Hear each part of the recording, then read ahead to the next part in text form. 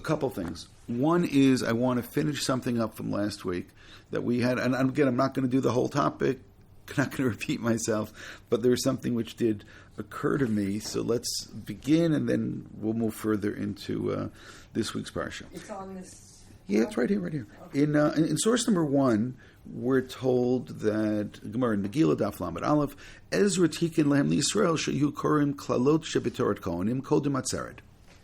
That Ezra created a takana, Ezra decreed that we should read, and this is last week's Parsha, that we should always read the klalot, which means we should be reading Parshat B'chukotai before Chag HaShavuot. Right? So that's what it says here, kodem atzeret. Mishnah Torah kodem Rosh Hashanah, and we should read the klalot in the end of the Torah. We should be reading them prior to Rosh Hashanah, the ones in Devarim. My time, what's the reason? Amar Abaye v'itim Reish Lakish said either by Reish Lakish. Now this is interesting because Abaye is of course from Bavel and Reish Lakish is of course from Eretz Yisrael. We'll see why that's important in a moment. Not so far off. Kidei shetichle hashana v'kliloteha. That a year gets finished with all of its curses, as it were, which means let's get them out of the way before the new year. So therefore, let's read all the curses at the end of the year. So then we'll start a new year. We'll start with a fresh slate, and therefore all the curses are left behind. Now the Gemara answers the obvious: that when you're talking about Rosh Hashanah, then it makes a lot of sense that let's get rid of them all in Elul. Then we'll start the new year. Elul shebetorat kohanim atu atzeret Rosh Hashanah. Is atzeret really Rosh Hashanah? The Gemara answers, yeah, in atzeret nami Rosh Hashanah hi tetananu v'atzeret al peirot ha'ilan. That a holiday of Atzeret is connected to the fruits of the trees. It's when we start bringing Bikurim, and there's an aspect of prayer, and the aspect that God judges the fruits. By the way, that gives you then 3 different times, which are Peirot Ilan. You have also Rosh Hashanah, you also have Tu B'Shvat, you also have Shavuot. So therefore, if this were Tu B'Shvat, and I was forced to try to give a shir on this would be one of the places to start looking. So what really is? Will the real Rosh Hashanah for the fruits of the trees please stand up? So nonetheless, this is interesting. Now, in our world, in our worldview, in our understanding, or our implementation of this, it becomes very simple. I say, or relatively simple. All that we need to do is we need to slightly manipulate the calendar because we have, we're more or less at the same time. So therefore, we slightly manipulate it in order to make sure that we got to B'chukotai before Chag HaShavuot, or for that matter, that, again, same thing in Devarim. So as I said, slight, that's Kitavo, slight adjustments to make it happen. There's a Tosfot in source number 4 who writes, again, on that Gemara, and he writes where it's bold. Here, one second, before that. V'od kash lefi sferto amai inkor nazinu kodem roshana. No, that doesn't term. L'chei nearly atam she'anu mechalkim oto lefi she'anu rotzim lahafsik u'lekarot Shabbat Achat kodem Rosh Hashanah b'Parshat shelo tiyeh midaberet b'klalot klal shelo lasmicha kalot Rosh Hashanah mitam zeh korim Bamidbar sinai kodem atzeret kidei shelo lasmicha kalot shebechukotai latzeret. He then said, we want to read it before, but we also want there to be a break. We want to have the klalot at the end of the previous year, have a clean break, and that would be the next Parsha. Essentially what he's explaining is why this week we're reading Parshat Bamidbar before we get to Chag HaShavuot. So let me now, if there's a lack of clarity, let me try to be clear. This week we're reading Parshat Bamidbar. Now there are those who would say, why are we reading Bamidbar? And then they'll focus on Kabbalat HaTorah because Chag HaShavuot is coming.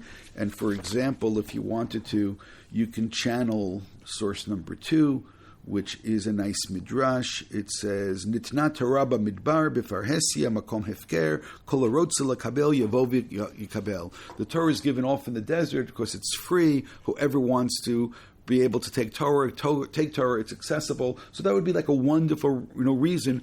And I'm sure there's all kinds of twists and turns on that particular teaching, which will connect Chag HaShavuot with Bamidbar. No, I'll say it again, that one can argue the merits of this because the reality is that that's not really, it's not like Chazal in any place said, we must read Bamidbar prior to Chag HaShavuot. the point was to read Bechukotai prior to Shavuot. And as Tosfot pointed out, but we seem to have a week in between, it's not as much, unless you can argue, no, it's deeper. It's not as much because Bamidbar needs to be there. It's really because we want to move the curses ever so much away. So now, let me just now get a little bit more complicated in all of this. And that's why I stressed before the Eretz Yisrael versus the Bavel. And I mentioned before that it's relatively easy. All you need to do is make this slight adjustment, and then it comes out in the right place. But all of that is talking about the rite of Torah reading as done in Bavel, where they finish the Torah every year. But if you follow the triennial system, where the Torah is finished every 3.5 years, that's not such a simple point, because it's not a question of a simple manipulation one way or the other. Most of the time you're far, far away from this. So then what exactly is this teaching? And apparently, and this question is asked by the Achronim, and apparently, the suggestion is that it must be that the same way that we have Dalit Parshiot, we have to read Parshat Zachor, we have to read Parshat Chodesh, we have to read Parshat Parah, and so on. Same too, they had Parshat Bechukotai, or Parshat Klalot, and they had a special Haftorah. They took out a second Torah, and they read the Klalot, because this is Takana of Ezra. So in a place that you can just make it in the right way, so then it works easily. In a place that you can't, so then you take out another Torah, and then you fulfill this obligation, which then leads us to another point.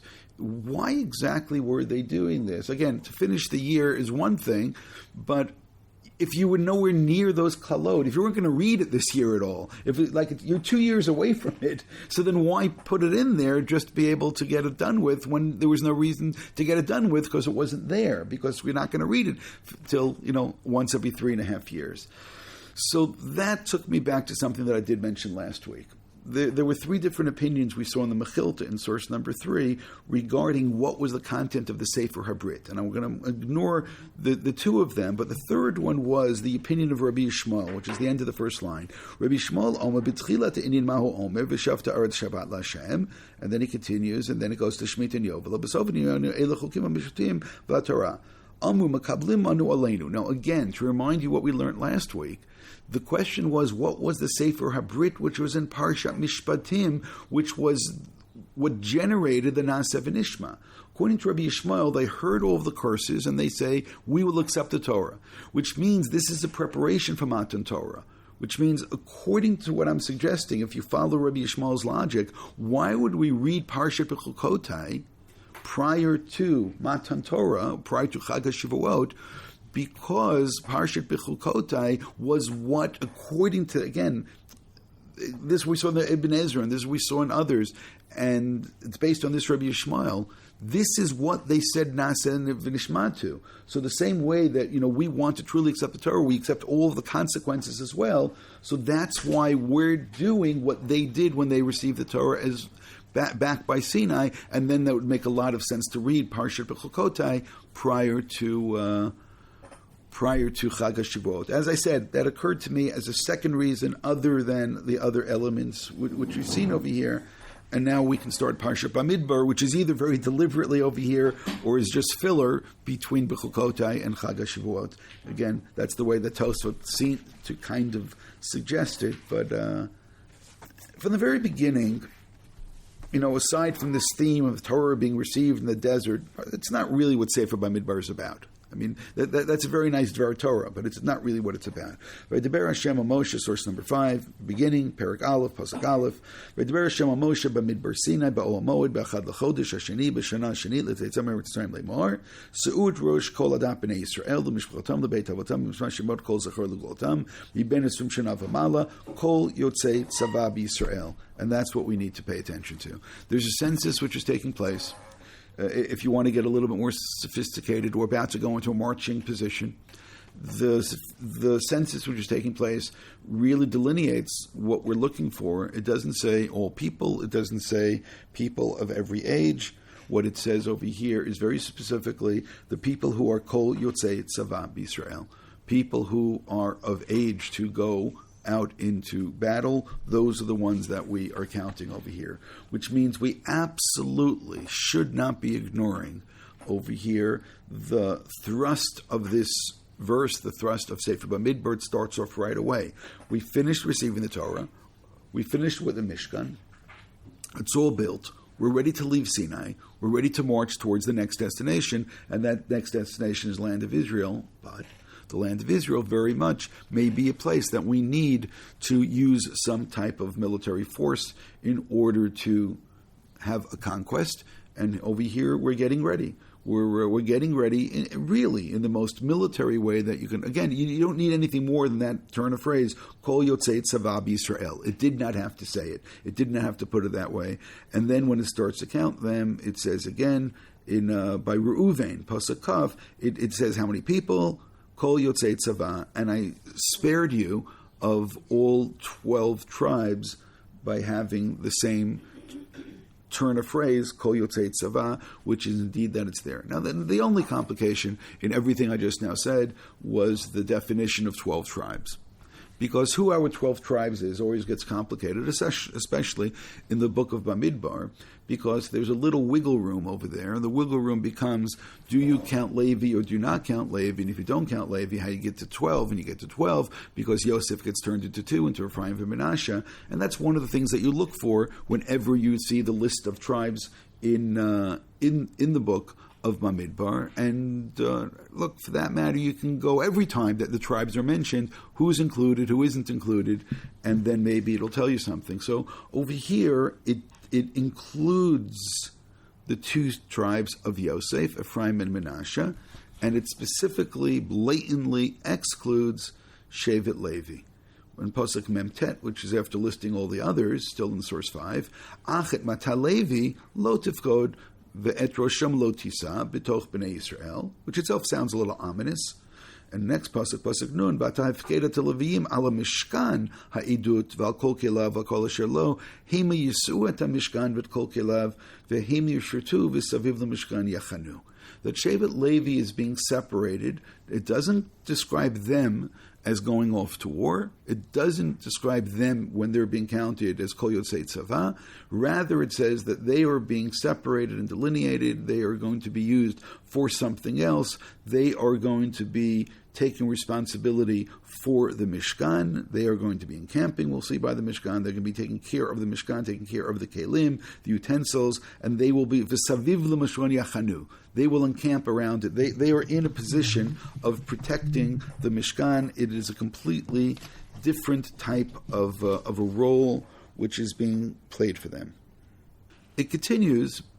It says, "Uvin soah hamishkan pasuk nun aleph yoridu oto haLeviim uvachanot hamishkan yakim oto leim v'azara karev yumat." And no one else can do this. They're the ones who will take it apart. They're the ones who will put it together. And let's just stress something over here. It's not that Levi is given a pass. It's not that Levi has no position to do. Levi has actually a position to do which is probably much more time intensive than the other tribes, because they're always going to be protecting and around the Mishkan, and they're always going to be the ones that will have that responsibility.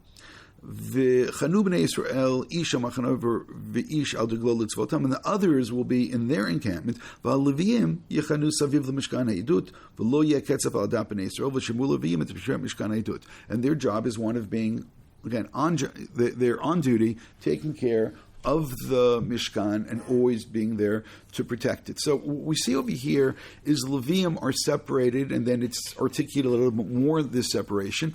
Everyone else is Kol Yotzei Tzava. Everyone else is in this larger, I'll call it a concentric circles, over here. It's not even concentric. Over here it's a larger encampment, and in the inner encampment will be Levi. And we have a separation. That all that is in chapter. Anger, plague. That means that this needs to be done properly. This needs to be done properly, and that is their responsibility.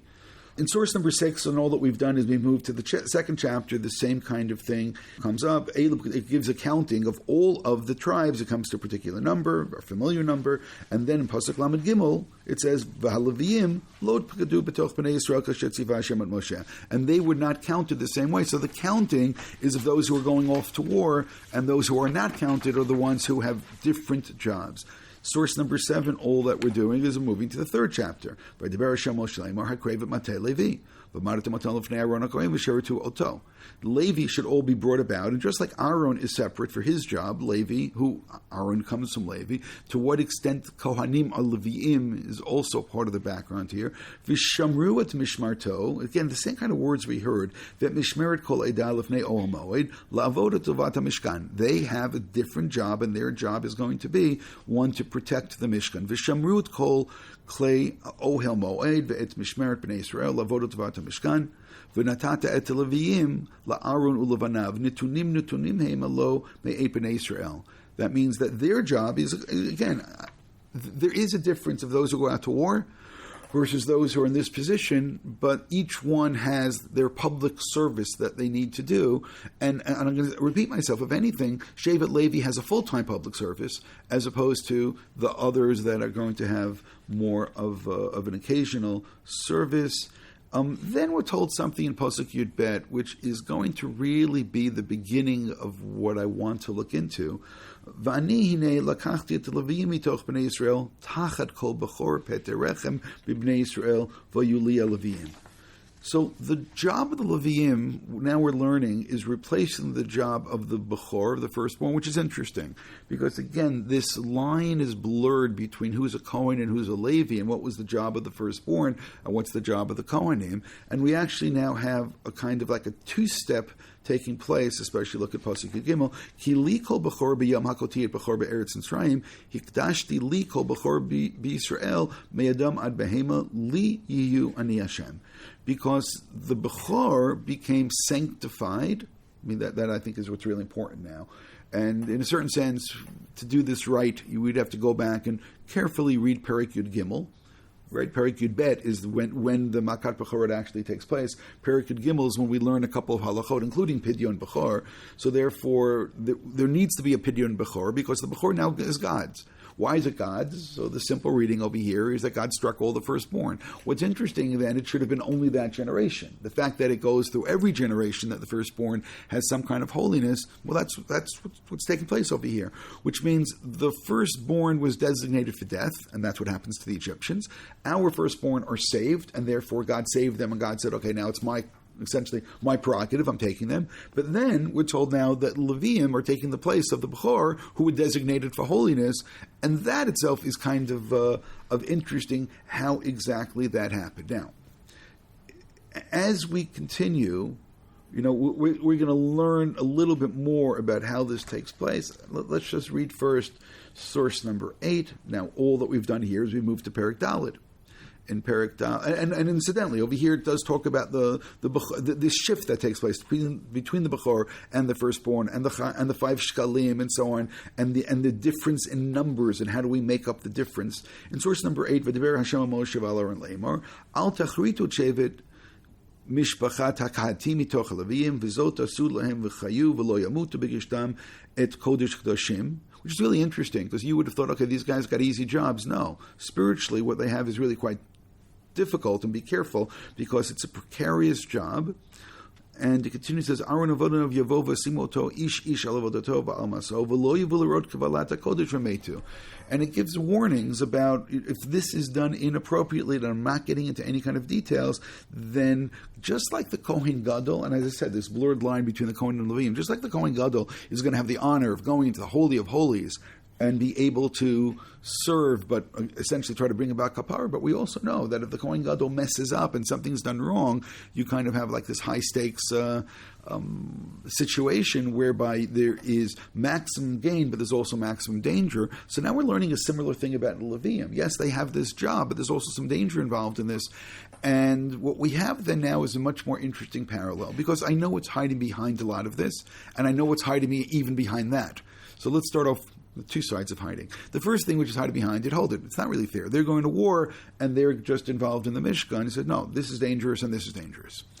Now, what's hiding behind all of this? So, obviously, what anybody who's going to be listening now or will listen to this afterwards, especially now during a war, is going to be thinking about those who stay in yeshiva versus those who go out and saying, well, that's dangerous, and all of us know that's not really true. That's dangerous, and that's not really dangerous, right? people generally don't get killed sitting and learning. I mean, there were stories here and there about people who got killed learning. Mostly it was elderly people trying to pull a book off the top of a shelf. And no, there are stories about that. One particular who always used to attack that sefer, and that sefer fell down and killed him. Whether these things are true or not is a whole different point. But as I said, that's obviously going to be behind all of this, and I want to deal with some of that as well. Now, the other thing is as we're learning this and as we're reading this, one thing is somewhat perplexing, and that is, well, why was Shevet Levi chosen? Like, what happened with Levi, and how did they become the candidates? And if you were really cynical, maybe if you're Korach and so on, you'll say, well, it's Moshe's related to Aaron, so, I mean, this is an old custom. You give jobs to people that you're related to, and therefore it's obvious why Levi is involved in all of this. But I hope you all realize that's not so simple. By the way, the same kind of thing you'll find. The best explanation will be that by the Egel, when Moshe calls out Mila Shamelai, and all of Shevet Levi come there. By the way, sharpen that a little bit more, and you can say that when did the Bechor ever get to work as a Kohen? By the Chet Egel. There were Kohanim who were working that day. So if you say that the firstborn were working by the Egel, and then you say, and Levi comes and is this anti-Bechor, Egel, everything is very sweet and everything is perfect. And the only thing which is strange is to the extent that the Rambam moves away from that. And that's really what I wanted to get to today, because that is correct, and that's the easy way of doing this. So why is Levi special? Now, the first and oldest, which I didn't even bring here, the first place that makes a reference to Levi as being the one who is chosen is a Targum Yonatan back in Parshat Vayetze, where Yaakov says that I'm going to give a tenth to God, right? God will be with me, so I'll give a tenth. So he does some really interesting math and says, therefore, one of his 10 kids, but he has 12 kids, okay, let's say one of his 12 kids was said to be dedicated. So then what he says is you have to separate the firstborn, because they already have holiness, and he has 4 firstborns. So you get rid of all of those, and then you're left with 8. So what he does is the way that you would count Meiser, you count 1, 2, 3, 4, 5, 6, 7, 8, and then you go back to the beginning, 9, 10, and it lands on Levi. So therefore Levi was Shimon and Levi. That's why you got to 9 and 10. So Levi was number 10, and therefore Levi already right away was designated as the holy child, because Yaakov made a vow. And all of this is fulfillment of Yaakov's vow. So I'm saying that's the earliest expression that I saw of why Levi is chosen. It goes back to that particular point. The Rambam, and we'll start with source. There's one more thing that I want to consider first, and that is something which comes up in source number 9, which maybe is really instructive, because it's Moshe Rabbeinu talking about Shevet Levi. So therefore, if you want to know what Moshe thinks about this, then why not look where Moshe speaks? Ula Levi Amar, this of course is in Parshat V'zot HaBracha, and this is Moshe's bracha. Ula Levi Amar, Tumecha v'urecha le'ish chasidecha, asher nisito b'masa teriveu al mei meriva, which by the way sounds very much like it's focused on Aaron. Ha'omer laviv limo la re'iti v'tachiv lo ikir v'panai lo yada ki shamru imrasecha u'britcha yinotzoru. Yoru mishpatecha liYaakov v'toratcha liYisrael. Yasimu k'torah ba'pecha u'klil al mizbachecha. So that pasuk revealed a dual role of Levi. One role is the second half of the pasuk, the one that we would have thought of, is which part of Levi, the Kohanim part of Levi. What do? They're the ones who are working on the Ketores. They're the ones who are working in the Mishkan. They're the ones who are bringing the korbanot. But it's the first part of the pasuk which is interesting, because it gives their role as Yoru Mishpatech Yaakov v'Torah Yisrael. That their job is to become the rabbis, to become the poskim, to be the ones, the teachers, the ones who are the Rabbeim. And I'm just thinking now, there are other places the Rambam I could have chosen as well to look at in terms of the construction of the Sanhedrin, that there would be a preference of having people of Levi on the Sanhedrin as well. Berech Hashem chelo v'al yadav tirtzeh. So over here we see that Moshe is telling us the role of Levi should be dedicated for spiritual pursuits as opposed to other pursuits. Now, the easy way of doing this is the way that was suggested, that we should have just looked at the Chet Egel and that explains everything for us. But the Rambam does something else in source number 10. Over here, the Rambam this is Hilchot Avodah Zarah. This is a great halacha. It is the history of monotheism and how monotheism gets taught and spread and so on. One of the remarkable parts of this Rambam is, as much as we love to think of the Rambam as a rationalist and the Rambam as somebody who's only going to be dealing with law, it is always fascinating when the Rambam weaves in midrashim, which he then tells us, no, this is our religious history. And this, again, I'm afraid to use the word, the Rambam paskind that this story is what happened. It's a funny thing, it's kind of like mixing metaphors, but I'll say it again. For the Rambam's description of the history of monotheism, he goes and weaves together some interesting midrashim and gives us some background. And he starts off almost telling the story of Avraham, the iconoclast who breaks all the idols. He doesn't quite say it, but he gives us aspects of it. Uben Abram Shani Kir Avram et Baro, and I skipped most of it. Ubi Kisha Melech Lahergo v'Nasalones v'Yatzal Haran. Again, he doesn't tell us exactly that midrash that he broke in, but he does tell us that Avram had to run away. So you see that part of these midrashim are here. V'Hitchil Lamod L'Kro B'Kol Gadol L'Chol Ha'Olam V'Lodiam Sheyesh Sham Eloka Echad L'Kol Olam V'Lo Ra'oi Lavod. And Avram then spreads the word of monotheism. Yamalech V'Karoi Makabet Sa'am Me'ir L'Ir Mamlacha L'Mamlacha Ad Shegir L'Eretz Canaan. And Avram goes travel place to place, spreading monotheism. And every time this pasuk that he called out in the name of God, the Rambam understands it. He called out in the name of God. Who's he calling out? To all the local population. It's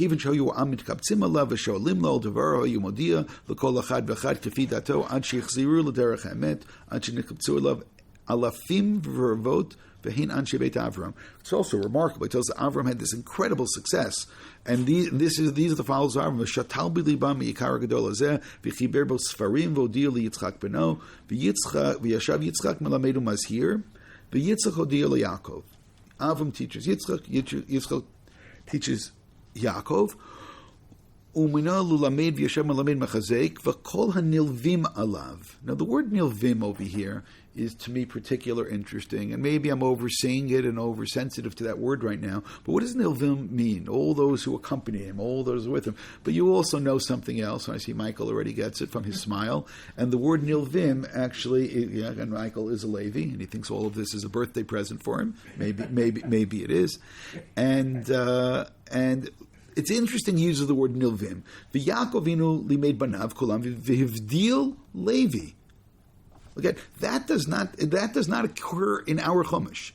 And that's what's interesting, is that the Rambam over here is telling us Levi was already designated for spiritual work by Yaakov Avinu. V'hivdil Levi uminahu rosh v'hoshivu b'yeshiva l'lamed derech Hashem u'lishmor mitzvat Avraham.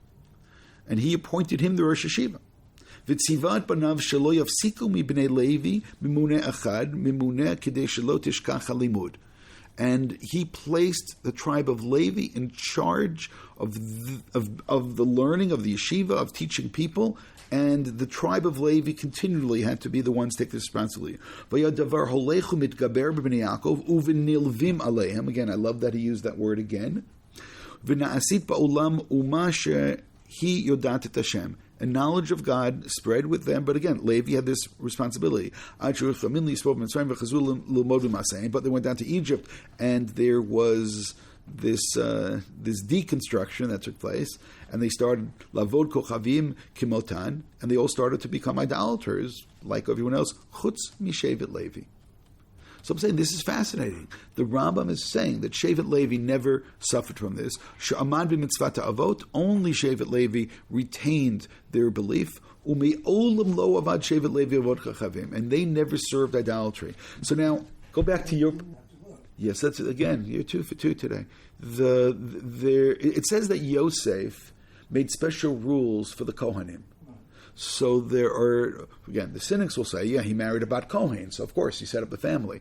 There are other Mefarshim on the pasuk said that he was preparing the way for the Jews as well, that they are going to be families of the Kohen, to have special rules for them. But it's really interesting here because, if you're going to say, oh, look at Shevet Levi, in the Chumash, it's manifest that as the Chet Ha'egel is taking place. Shevet Levi then responds, and they're the anti-Avodah Zarah. What the Rambam is saying, yes, they were always the anti-Avodah Zarah. Instead of just saying, oh, what happened? What spark woke up? Who got out of bed on the wrong side of bed that day and said, let's go worship the Egel? And who got out of bed on the right side of the bed and said, what are you talking about? Let's worship God. What the Rambam is saying, this is not something new, is that they were following their practices of what they did in Egypt, and they're following the practices of what they did in Egypt. So as I said, the Rambam is really interesting by telling us the history of monotheism, by saying that Shevet Levi was always on one side. By the way, in terms of halacha, there's a halacha that if somebody was a Kohen for Avodah Zarah, they cannot serve in the Beit HaMikdash. Which was, yes, we believe in tshuva and so on. But in order to be a Kohen, you cannot have been somebody who served Avodah Zarah and now the next day say, listen, I changed my mind, I want to be a Kohen in the Beit HaMikdash. It doesn't work that way. So the Rambam seems to be taking that same halacha and kind of making it much, much more dramatic and saying not just that, it's that ultimately the people who are going to be this tribe, who are going to serve God in the Beit HaMikdash, they were the ones who in Egypt never actually were involved in the sin. And again, the Ram says, Umi olam lo avad shevet levi avod chavim.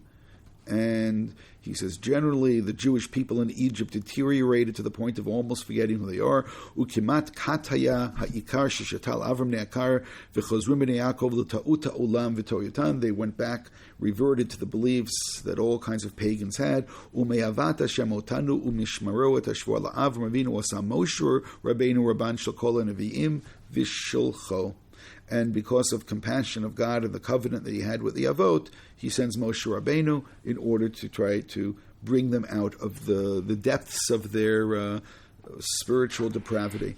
Kevin shenitnaba Moshe Rabbeinu v'char Hashem Yisrael l'nachala hichtiram b'matzot yom al derech avodato u'ma yiyeh mishpat avodat kochavim v'chol otoim achareh. So again, it's fascinating. The Rambam over here in his laws of avodat kochavim tells us specifically about who messed up and who never messed up, and it's interesting that he takes Shevet Levi back over here. Here's another expression of the same kind of idea, which is, Hilchot Avodah Zarah is kind of the beginning of the Rambam.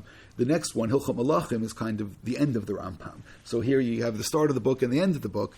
So here the Rambam writes in Melachim, Perek Tet, Halacha Aleph, he talks about what we normally call the Sheva Mitzvah B'nei Noach. So the Rambam, that's somewhat of a misnomer, because for the Rambam, 6 of the 7 were already told to Adam. It was the 7th was given to, it's the 7th mitzvah was given to Noach or Bnei Noach, as opposed to the first 6 to Adam. Al shisha dvarim nitztava Adam Rishon. Al avodah zarah b'chad Hashem v'shvich Adam v'gila rayot v'al hagezav v'al adinim afal pisha kulan hein kabbalah b'din Moshe Rabbeinu, which is a famous thing which the Rambam says in other places as well. More famously, he says it. I don't know why it's more famous, but in the 7th chapter of Chulin, is Perek Gid Hanasha. The Rambam there writes that yes, Yaakov Avinu was told about Gid Hanasha, and it says that therefore to this very day the Jews don't eat the Gid Hanasha. He says we don't do it because, meaning, I don't want too many negatives here, we don't stay away from Gid Hanasha because God said it to Yaakov. We do it because God said it to Moshe B'Har Sinai. And over here as well, he says the same idea. The authority of Judaism does not go back to what we received from Noach or Adam or Yaakov or Avram or anyone else along the way. It goes back to what we received from Moshe Rabbeinu. V'hoda'at notalahin b'chlal divrei Torah. And then it says, Hosif l'Noach ever menachai. That's the 7th. Nimtzu sheva mitzvot, right? V'chene yadavar b'chol olam ad Avram. But Avram nitztava yeter al elu b'mila v'hud pal shacharit. He commanded mila, but he davened shacharit. You see, one is a command, one is voluntary. V'yitzchak ifrish ma'aser v'osif tfilat acharet lifnot hayom, which is also really interesting in terms of the whole discussion, is when is the proper time to daven mincha. According to the way that we see that Yitzchak did it, Lifnot Hayom, at the end of the day. Yitzchak went out to Pasuk and Torah. Yitzchak went out, Lifnot Erev. He goes out in the evening. So why in the world do people want to daven Mincha Gedola? So that's the tension. Do you do it, is it from the Avot? Then you do it later. Is it from the Korbanot? Then you would do it the earliest time you could bring the Korban. So therefore there's this wonderful interaction between the Korbanot and the Avot as to what is really the reason or behind our performing of the... or how we daven. V'Yaakov hosif gid hanashiv pal arvit, which is interesting. Yaakov hosif. He could have said that this came from no, it's Yaakov, Yosef, and Avnar, Avit. Uvimitzrayim nitztaveh Amram b'mitzvot Yiterot. Out of nowhere, the Rambam pulls out, Amram had all kinds of more mitzvot. Where does he get this from? Again, I don't question the Rambam, because the Rambam never tells us where he gets anything from. But the Rambam, I'm saying, this is what's interesting. Ad sheba Moshe Rabbeinu v'nishlama Torah al yado. So that's also, nishlama Torah. How do you understand that? If today was Chag HaShavuot and we're talking about Kabbalat Mitzvot, then maybe we would get into this point a lot more. But it is really interesting. It really is interesting that, again, one character over here was the one, if I would have told you, predict who would have been listed over here, you would have gotten, Adam you should have gotten, Noach you should have gotten, Avim, Yitzchak, and Yaakov you should have gotten. The only one who you were not able to predict would have been Amram. And I'm not just saying this because my daughter-in-law's maiden name is Amram. But I think the key part of this is that Amram, according to the Rambam, so just get into the Rambam's head a little bit. According to the way the Rambam was looking at the world, Amram, of course, is designated because he's from Levi, a prominent person in Levi, so therefore that is where the holiness is, and those are the teachers, and which means what happens afterwards, the Rambam sees this as a reality before. And I'll just say, this is really interesting because, again, this is the Rambam's halacha book, but he paints this really interesting picture that by the time that we get Levi, we should not be surprised at all that Levi is designated. So therefore, when you go back to that point and you say, look at the Chet Ego, Levi doesn't sin, and then Levi comes, and Mila Shem Elai, what the Rambam would have seen is, of course, that's what they're going to do, because that's who they've been for a very long time. And it goes back to Yaakov Avinu, who already designates Levi. And therefore, they're the ones who take this position. And therefore, this idea that Moshe articulates at the end of his life, right? They're the ones who are going to teach Torah. That sounds to be that, Yaakov was the one who already said it, which would really be interesting again, because, we love to compare the brachot of Yaakov and the brachot of Moshe, and over here the Rambam just now gave us a reason to, one of the biggest differences is Levi. Because Levi and Yaakov's brachot does not get this overly positive bracha, and over here, what the Rambam is saying, the bracha that was given by Moshe, that was actually the bracha which is based upon what Yaakov had commanded Levi to do. And so now you ask, how did Levi turn around? Because Yaakov is the one who turned him around. Yaakov separates them, and Yaakov sees the potential, and Yaakov sees this element over there, and therefore the Chet Egel is not the turning point, it is just evidence of something which already existed. So I'm saying again, I'm not reading more or less, I'm just telling you what the Rambam is stating over here. Yeah. We don't. We only see negative. So exactly, and I would say that's exactly my point, is that the Rambam tells us that Yaakov commanded Levi to teach. So I'm saying, where does he get that from? That's actually Moshe's blessing to Levi, and he's reading that and saying Moshe's given that blessing because that's who they were, and it all goes back to Yaakov did. Now, where does that come from? That's really interesting. This is all would presumably the Rambam would say this Torah Sheba'al Peh, and this is what happened, and this is our history. Because again, it is fascinating. I keep repeating myself. Every time the Rambam weaves in history together, theology together with law, where you have to sit back and pay attention, and he paints a really interesting picture over here. So therefore, if I would have started with that random designation of Amram, you would have said, that's strange. Where did that come from? And you would then say, Amram, let's work backwards, because Moshe and Aaron are going to come. Why? But again, the Rambam keeps doing the same thing. Why does Moshe and Aaron come from that family? Because Amram was somebody which is really special. Look, the Gemara says it. The Amram was the Gadol Hador. The Gemara says it. And that's part of the objection that we find by Miriam, where he's so upset. If you do something, everyone is going to follow. So I'm going to say it again. There is this whole strain over here, which is pure Torah Sheba'al Peh, which the Rambam weaves into an understanding of what we call understanding of halacha, the background of the halacha. And when you say, where did he get it from? Yeah, I agree. Really good question. And apparently Yaakov sees his son, quote unquote, going in the wrong direction, going off the derech, grabs him, and somehow succeeds in pulling him back. I've nothing else to say other than I'm just reading to you what the Rambam says, and yes, it is quite surprising. It really is surprising, and the Rambam's going to insist, take a look. Look at the success that Yaakov ultimately had with Levi. Look how Levi does succeed in turning around. He had to separate him from Shimon. They go in completely different directions. But again, he's saying that Levi was always there, never... Look, they also said they're never involved in slavery. It all because of the same point. They became the Kohanim. That's really what his point was. They were the Kohanim, and therefore they were never enslaved. They were separate. But where does all that come from? You read the Chumash, you don't necessarily get all this, and part of it is working backwards. How could it be that the Shevet who's going to work in the Beit HaMikdash, if they used to be over the Avodah Zarah, no, over there, Avodah Zarah had a possibility, which makes this whole thing of the choosing of the firstborn so much more interesting, because the choosing of the firstborn only becomes ultimately this temporary stopgap until Levi then is going to emerge and show their true colors. But it's not that it happened then, it's something which emerges then because of things which already had happened before.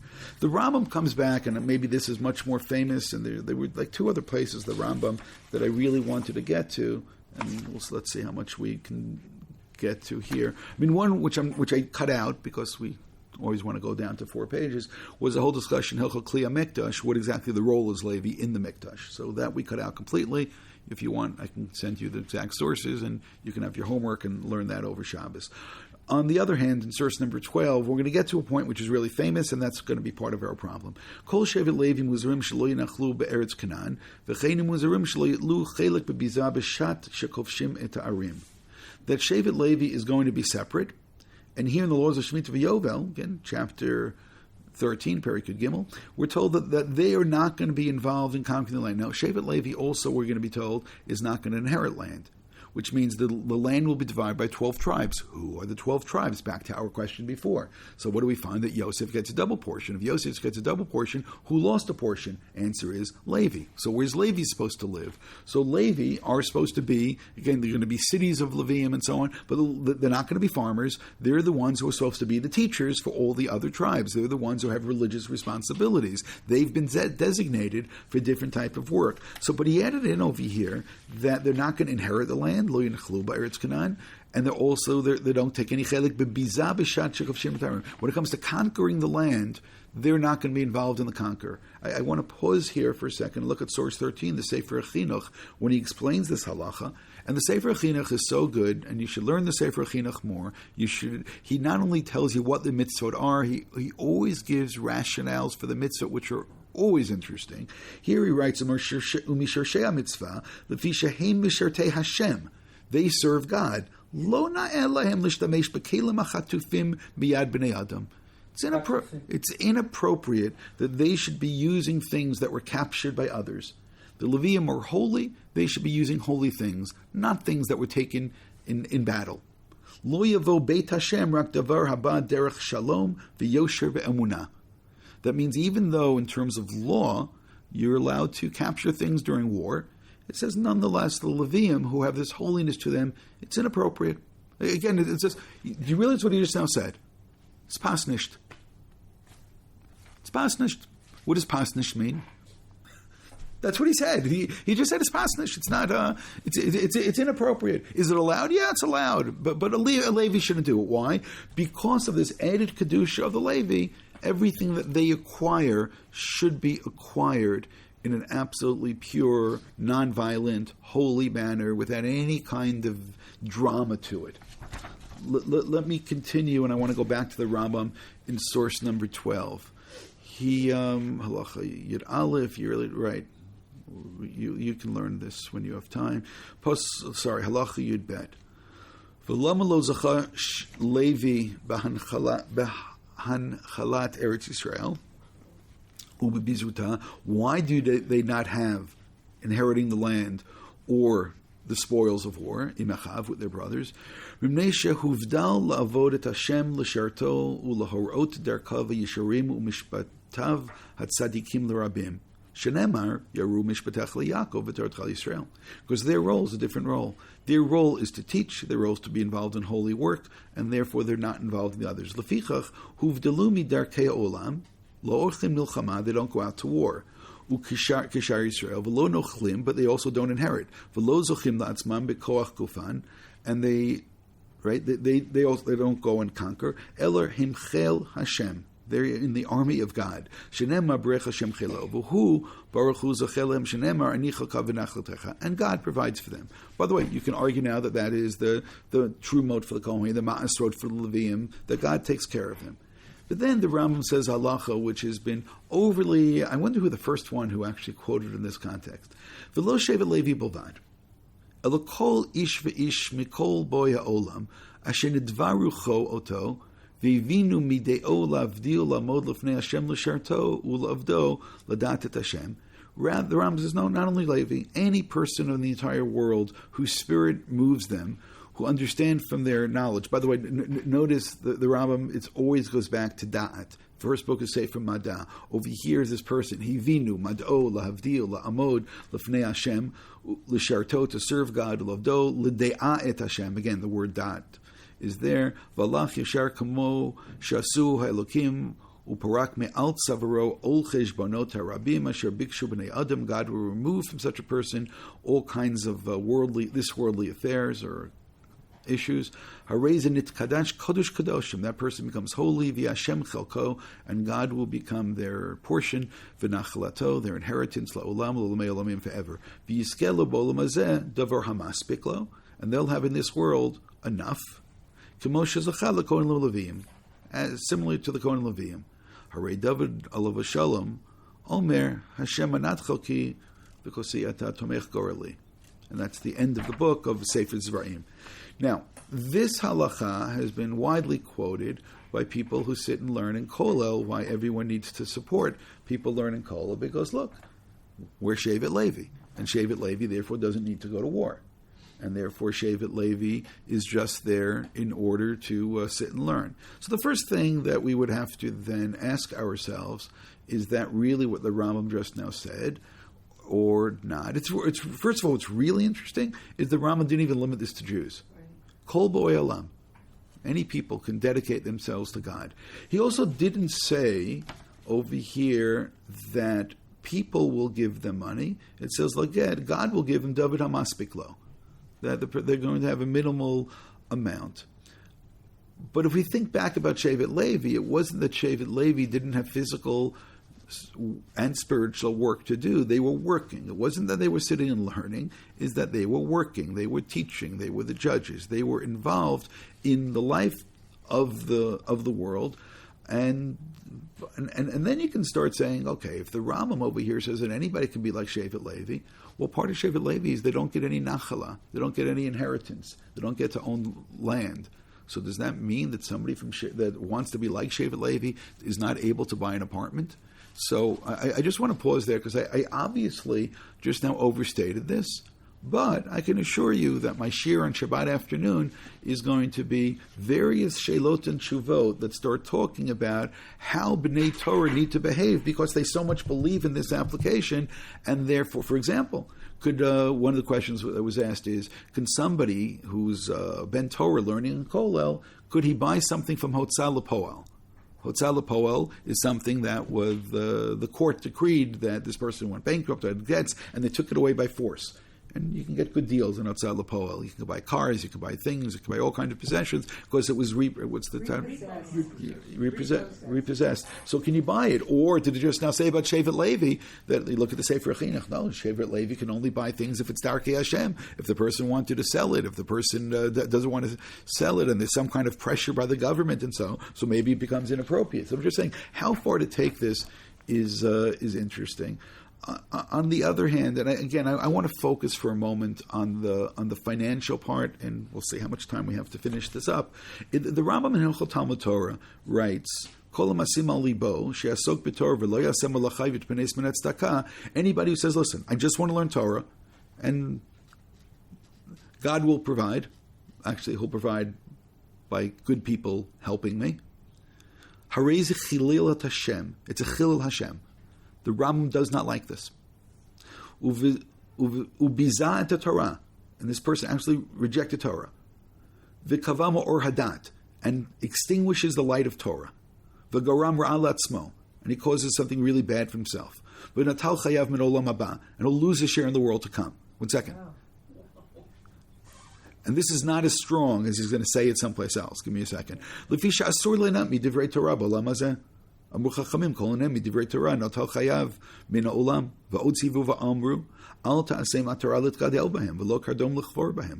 Various articulations of don't use Torah as a way of making money. ועוד ציווה ואמרו, אהוב את המלאכה ושנא את הרבנות. וכל תורה שאין עמה מלאכה, סופה בטלה, וגוררת עוון, בסוף אדם זה, שיהיה מלסטים את הבריות. Whoever learns Torah but does not have any kind of proper job causes not just everything else, it will cause other sins, and eventually this person will end up taking things illegally, and so on. And it's an honorable high level for a person to make a living from their own handwork. And that's the way that the elders behaved.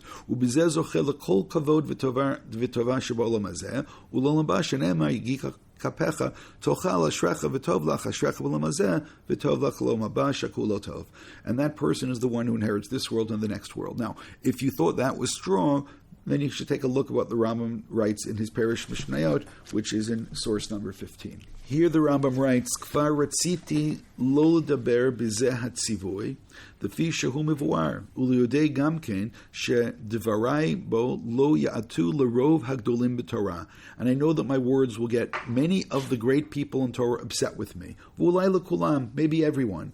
Aval omer v'lo achush. I'm going to say it, I'm not going to be silent. B'mbli l'seit panim l'misha kadam v'lo l'misha nimtza. I'm not going to, bow to anybody who before me or now. By the way, Rama wrote this when he's very young. He writes the patient Da kize kfar amar alta satorah kadum lechforba. Now you realize he quoted the same source that he'll later use in Mishnah Torah. Klomer al tichshava kli leparnasa. Don't use Torah as a way of making a living.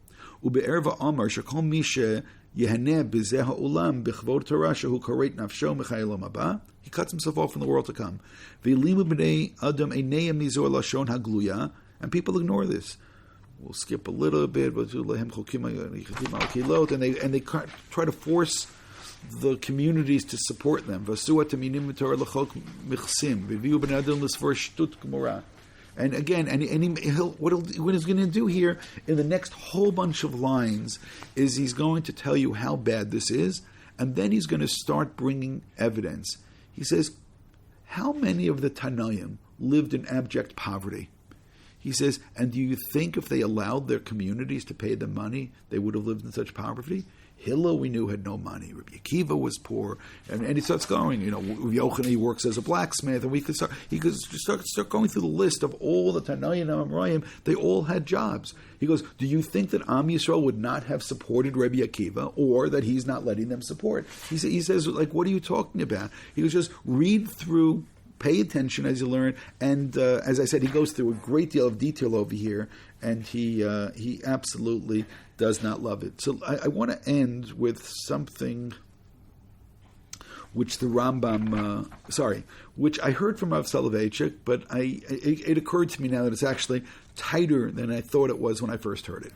If you look in source number 16, it's a Gemara in Brachot. There's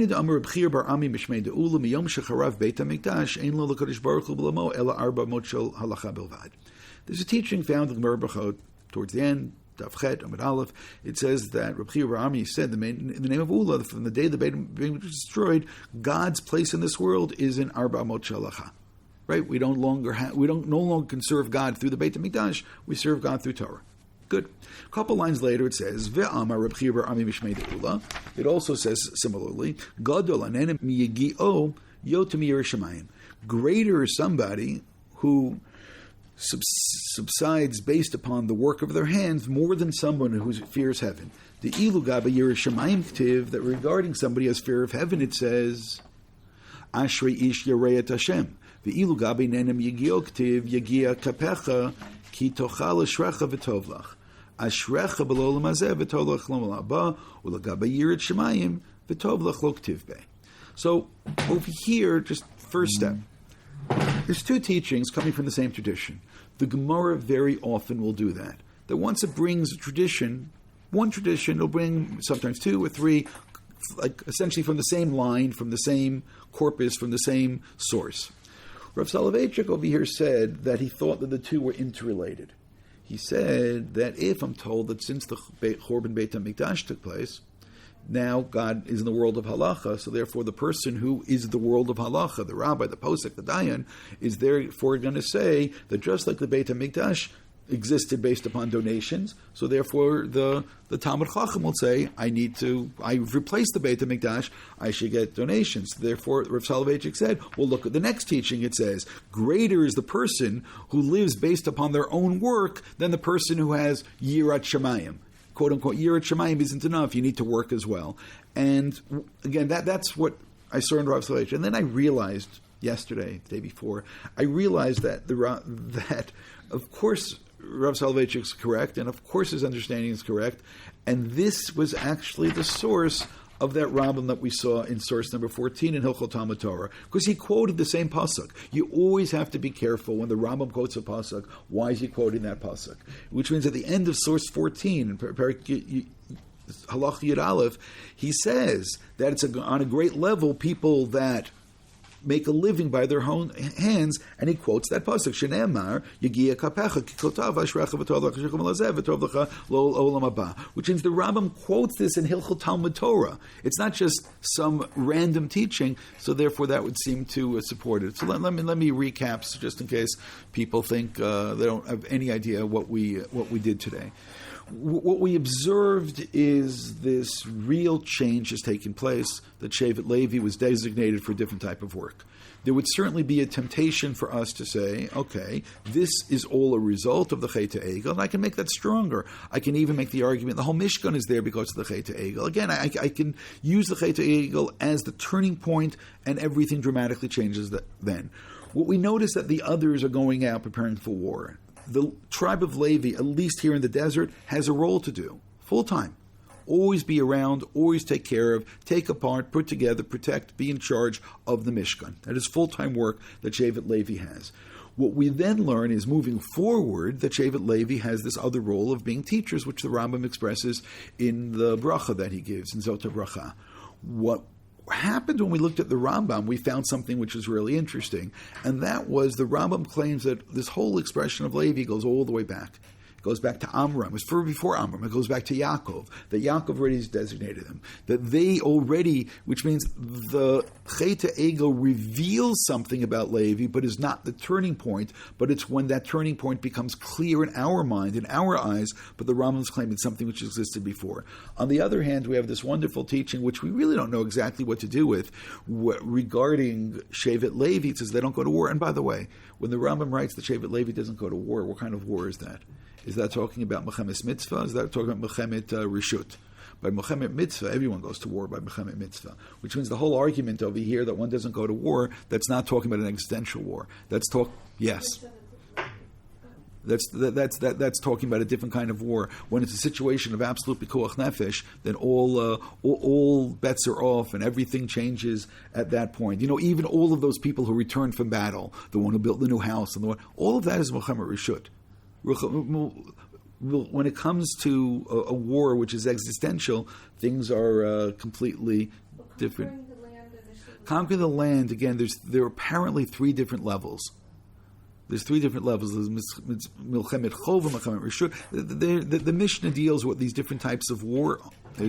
So therefore, that would be a certain type of Mechemet Mitzvah, but not the type when enemies are coming in and attacking you. That already makes something else. So as I said, this halacha in the Rambam has been utilized to make a claim. It's to use the Rambam to say the Rambam says that somebody who sits and learns can therefore live based upon donations. The Rambam didn't say that. I can absolutely assure you the Rambam didn't say that. That God may provide davar hamaspik lo, so that's up to God to do, but to demand that somebody is going to take care of you because we're Shevet Levi, we sit and learn, that's just simply not what the Rambam says.